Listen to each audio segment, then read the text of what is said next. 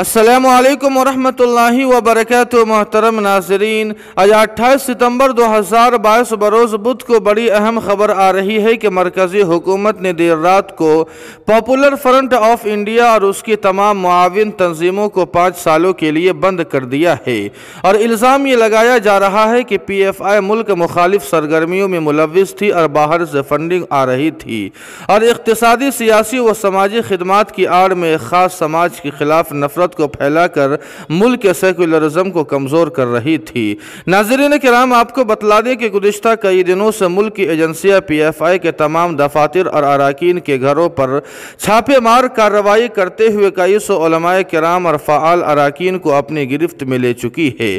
آپ کو بتلا دیں کہ اس کریک ڈاؤن اور پابندیوں پر سارے ملی، سیاسی اور سماجی رہنما خاموش تماشائی بنے ہوئے ہیں اور خوف و ڈر کی اس سطح پر پہنچ گئے ہیں کہ بولنا تو دور کی بات ہے، غلط کے خلاف سوچنے سے بھی ڈرتے ہیں۔ لیکن ناظرین کرام، جو مرد قلندر اور مرد مجاہد ہے، حق بات بولنے سے وہ کبھی بھی نہیں ڈرتے۔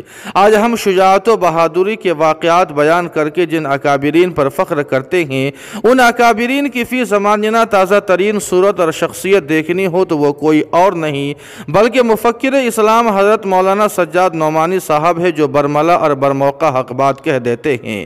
آپ کو بتلا دیں کہ پاپولر فرنٹ آف انڈیا پر پابندی کے تناظر میں حضرت مولانا کا کئی چینل پر انٹرویو آیا ہے، جس میں حضرت نے دو ٹوک انداز میں ان تمام الزامات کو سرے سے خارج کر دیا ہے جو پاپولر فرنٹ آف انڈیا پر لگائے گئے ہیں۔ مولانا نعمانی صاحب نے برملا کہا ہے کہ پی ایف آئی کو کوئی باہر سے فنڈنگ نہیں ہوتی ہے اور نہ ہی ملک مخالف سرگرمیوں میں ملوث ہے۔ اگر ثبوت و دلائل ہے تو عدالت و عوام کے سامنے پیش کرنا چاہیے۔ دوسری بات حضرت نے یہ کہی ہے کہ کورونا کے زمانے میں پی ایف آئی کے کارکنان نے کئی ہندو بھائیوں کی مدد کی اور انہیں شمشان گھاٹ تک بھی پہنچایا تھا۔ اس کے باوجود پی ایف آئی پر دہشت گردی، ملک مخالف ہونے اور باہر سے فنڈنگ آنے کا الزام لگانا سراسر غلط اور بے بنیاد ہے۔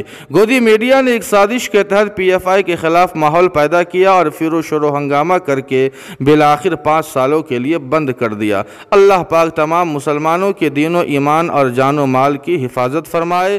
آمین ثم آمین یا رب العالمین۔